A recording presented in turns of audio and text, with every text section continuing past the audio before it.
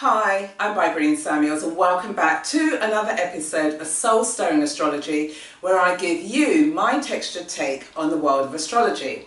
Well, later on this week, on February the 26th, there is a new moon solar eclipse that's taking place in Pisces.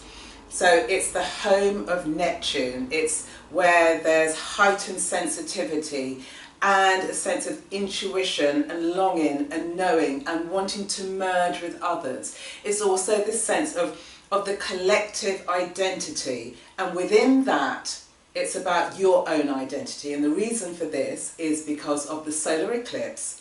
And when we have eclipses, it's where the universe is shining a light on your own particular pathway, which is indicating where the rubble is and where you need to start taking action and or really facing those sensitive and painful aspects of your life that you've been running away from. Because it's a solar eclipse, it's an indication that the stimuli that will generate your curiosity or your sense of confrontation around those issues can come from the outside world. Where you've got a lunar eclipse, it's where you've got this inner combustion going on, and so you're being fueled and motivated from internal desires or understandings.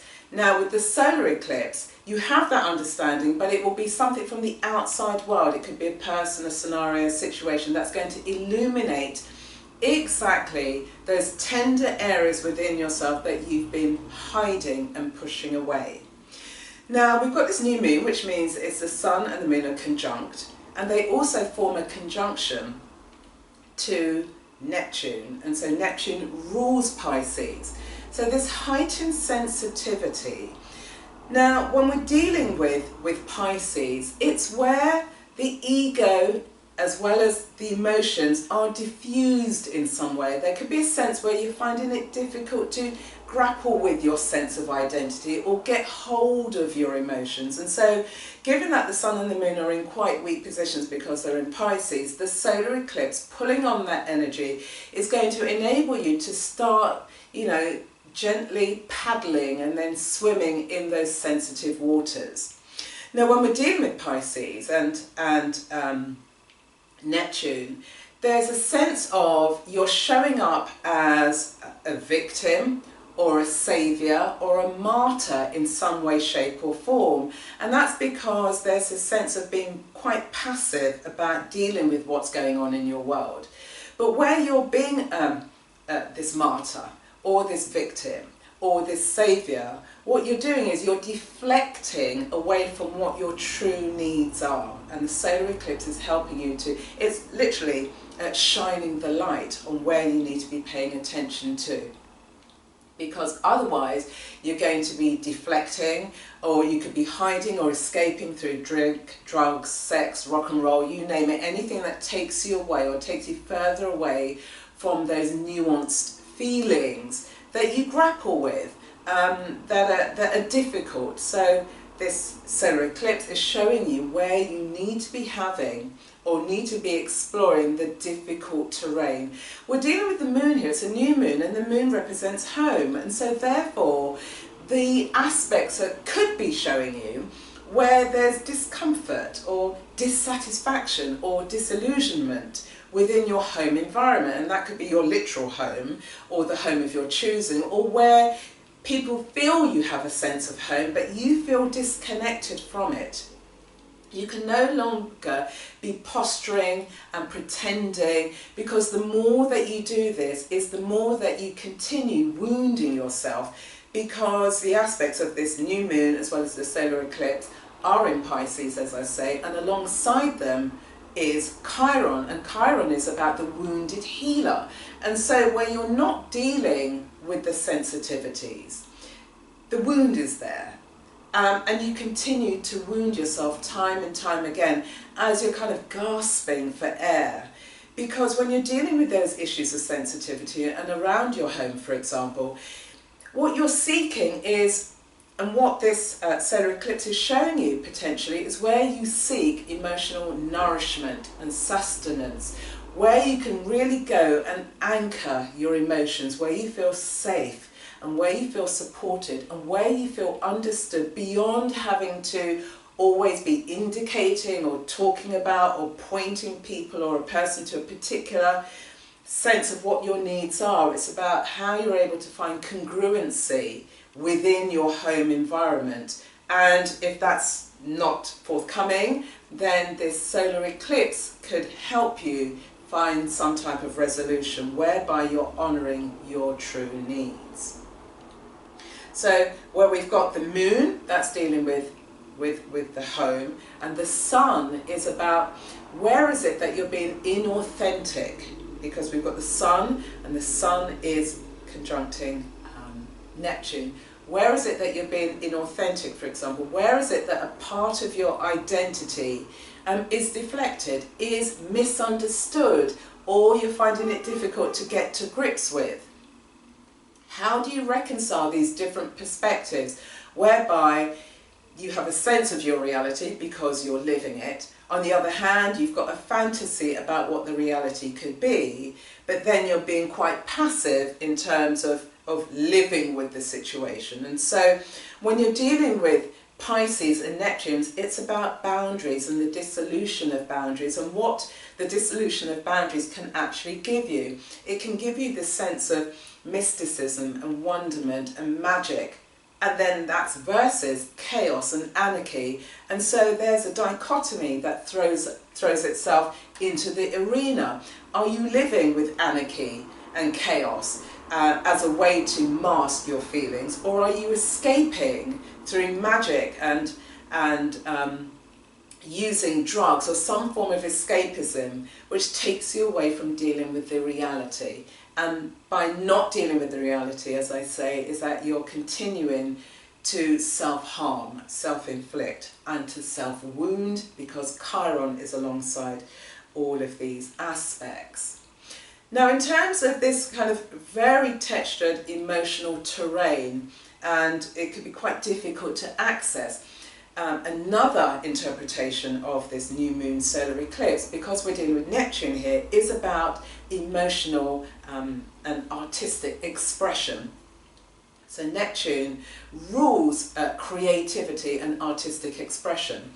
And so some people, for example, who have this sun conjuncting Neptune are, for example, you could take as far back as, I don't know, Michael Douglas and his portrayal in Wall Street, or Susan Sarandon in Thelma and Louise, or more contemporary, we've got DJ Khaled, who's a hip-hop mogul, and he's also a Snapchat influencer. Then if we turn to sports, we've got LeBron James, who creates magic on the basketball court. So we've got these different examples. If we turn to jazz, we've got the jazz pianist Diana Krall. All of these people, in one form or another, have found a way to take us into the emotionality of what it means to be human. And they're using art as a way to do it. So they take us on a journey. If you haven't seen the film Moonlight, for example, I saw it a couple of weeks ago, it's absolutely exquisite in terms of emotional texture around what it is to love. But the story is focused on a young boy who is dealing with his sexuality in the environment that he lives in. And all of that cast of Moonlight, the ensemble cast, in their own way, are taking us on this personal journey of what it is to be human, what it is to really get in contact with our feelings so that we're able to live in a meaningful way. We're able to truly breathe, really breathe deeply, because we've been able to reconcile these differences. And a way that I began to understand how to reconcile differences around my psyche and then the collective psyche is when I did my master's in analytical psychology, and I studied Jung's analytic psychology. And Jung has the sun conjunct Neptune, and his whole thing was about the individuation process, and he used astrology in psychology. And what he pulled on was this sense of the lack of barriers and boundaries, which is in the realm of Neptune and Pisces. But through the lack of boundaries and structures and constraints, we're able to explore our psyche through dreams and fantasies and illusions and stories and mythologies and art. And through using these different mediums, we access our psyche that enables us to ground ourselves in terms of who we are, so that we can truly grow into who we're meant to be. So they're just some examples of people who have used their Sun conjunct Neptune, and it's about you finding your own way in terms of how are you able to access that deep part of yourself, that truly sensitive part of yourself that you keep hidden or you keep suppressed, or there's an element of pretense going on. And alongside this new moon and solar eclipse, we've got Mars, and Mars is alongside Uranus, and they're both in Aries. And so this is about decisive action. This is about stripping away any of the fluff or any of the crap and really get into the heart of the issue, because there's a sense of urgency. It could be quite shocking in terms of the revelations that you may have for people in your world when you begin to truly explore and expose what lies here in your heart. When you truly begin to understand that your needs matter and they need to be fulfilled, there needs to be this sense of expression about them, and you can no longer pretend that what is meaningful to you is meaningless. Alongside Mars and Uranus, we also have Venus, and it's opposing, and she's opposing Jupiter, and Jupiter's retrograde. So here again, we've got an indication of what is it that you value. Because where you've got Jupiter involved, Jupiter is about expanding on what it touches. And Jupiter is retrograde, so it's about pulling that energy within yourself and understanding how can you bring more joy and fulfillment to your world first. How can you fill up your cup of self-love in order to share it with others, but then in order to truly receive it for yourself. Now, given that we're dealing with Jupiter and Venus, it's not about you being hedonistic in terms of filling up that cup of love. It could be more about how you use your higher mind and your wisdom. So it could be, you know, you pulling on a philosophy that helps you to access those deep feelings, that shows you what is valuable and meaningful to you. Alongside Venus and Jupiter, we've got Jupiter squaring Pluto. And so where we've got the square, and Pluto's in Capricorn, so Pluto is about regeneration of the tried and tested, the structured, the known, the conventional world. And then you've got this sense of how can you bring more meaning into your world with Jupiter. And there's a tension here, because do you stay with the tried and tested because you're fearful, or are you prepared to break free, to understand and to embrace who you are? We also have Saturn forming a trine with Uranus, and this is continuing throughout 2017. And when we've got Saturn is in Sagittarius, which is ruled by Jupiter. So here it's about truly believing in your personal philosophy, having the confidence to stand and be in your truth, and whether that upsets people or not, because you're not being malicious, but you can no longer keep hedging your bets, pretending, covering up. The solar eclipse is showing you, it's shining a big bright spotlight on those areas of sensitivity. So if you have the courage, and the aspects are they're like the wind in your back, giving you the courage, given that Mars is in Aries, the sign that it rules, which is about courage. It's joined by Uranus. This is about breaking out, showing your uniqueness, your individuality, your claim, you know, staking your claim in life. Now's the time for you to truly go for it, but go for it in a way that's really authentic. That we all know, we all have those tension points, or if we've worked through them, we know there was a point where we couldn't continue with what once was. And so, which brings me to the quote of the day. And the quote of the day is from Osho. And what he said is this: life begins where fear ends.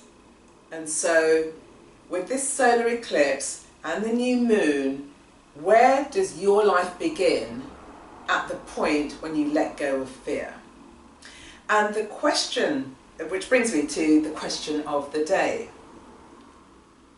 What are you going to do to create the emotional masterpiece in your life? As always, I love connecting with you, so put your answers and comments in the comment box below. Please, please, please share, like and subscribe to my channel. Share this episode with anyone in your network that you feel could benefit from it. You can also upload it to your personal inventory. And yeah, let's get into conversation around this. And I look forward to connecting with you again on the next episode. Bye.